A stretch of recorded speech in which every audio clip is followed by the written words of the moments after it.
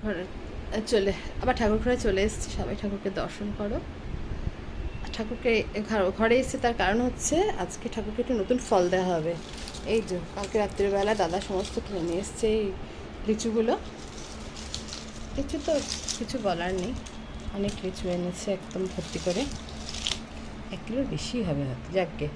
আচ্ছা বলো তো এই ফলটার নাম কি? তুমি দূর থেকেই দেখাচ্ছি, সবাই নিশ্চয়ই জানো, আমি কিন্তু জানতাম না, জেনেছি পরে পরে জেনেছি। এটা আমি কোনোদিন খাইও নি, এই প্রথম খাবো। তোমরা কে কে জানো আমাকে একটু জানিও তো। তন্ত্র মন্ত্র করে দেখি তার ভেতরে তুমি নাই, শাস্ত্রগ্রন্থ পড়ে যত আরো দূরে সরে যাই। কোন সাগরে খেলছো যে তাই ভাবতেছি, তাই অন্তরে কেমন চিনিব তোমারে মুর্শিদ ধন হে, কেমন চিনিব তোমারে। দেখা দাও না কাছে নেও না, আর কত থাকি দূরে। দেখা দাও না কাছে নেও না, আর কত থাকি দূরে।